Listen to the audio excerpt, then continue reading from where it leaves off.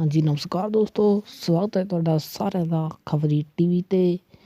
ਅੱਜ ਦੀ ਨਵੀਂ ਵੀਡੀਓ ਵਿੱਚ ਗੱਲ ਕਰਦੇ ਹਾਂ। ਤੁਹਾਨੂੰ ਪਤਾ ਪਿਛਲੇ ਕੁਝ ਕੁ ਦਿਨਾਂ ਤੋਂ ਲੈ ਕੇ ਕਿਸਾਨ ਧਰਨਿਆਂ ਤੇ ਲੈ ਕੇ ਜਿਹੜਾ ਬਹੁਤ ਵਿਵਾਦ ਚੱਲਦਾ ਰਿਹਾ, ਗੱਲਾਂ ਬਾਤਾਂ ਨੂੰ ਲੈ ਕੇ, ਜਿਸ ਵਿੱਚ ਪਾਇਲਟ ਤਾਗੀ ਤੇ ਦਲਜੀਤ ਦੋਸਾਂਝ ਵਿੱਚ ਜਿਹੜਾ ਕੰਟਰੋਵਰਸੀ ਜਿਹੜੀ ਬਹੁਤ ਮੀਡੀਆ ਤੇ ਬਹੁਤ ਜਿਹੜੀ ਮੰਗੀ ਹੋਈ ਹੈ। ਪਾਇਲਟ ਤਾਗੀ ਨੇ ਆਪਣੇ ਜਿਹੜੇ यूट्यूब चैनल ਤੇ ਇੱਕ ਫੋਟੋ ਪਾ ਕੇ ਪੋਸਟ ਕੀਤੀ ਆ, ਜਿਸ ਵਿੱਚ ਉਹਨਾਂ ਨੇ ਦਲਜੀਤ ਦੋਸਾਂਝ ਨੂੰ ਜਿਹੜਾ ਡੱਫਰ ਕਿਹਾ ਵਾ।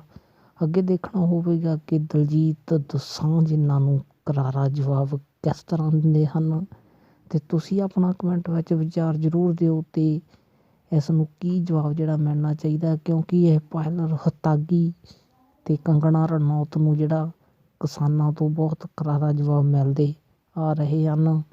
ਅੱਗੇ ਦੇਖਣਾ ਹੋਵੇਗਾ ਕਿ ਹੁਣ ਇਸ ਪੋਸਟ ਦਾ ਕਰਾਰਾ ਜਵਾਬ ਕੀ ਮਿਲਦਾ ਹੈ। ਅਤੇ ਸਾਡੇ ਚੈਨਲ 'ਤੇ ਹੋਰ ਨਵੀਆਂ ਵੀਡੀਓ ਦੇਖਣ ਲਈ ਸਾਡੇ ਚੈਨਲ ਨੂੰ ਸਬਸਕ੍ਰਾਈਬ ਜ਼ਰੂਰ ਕਰਿਓ।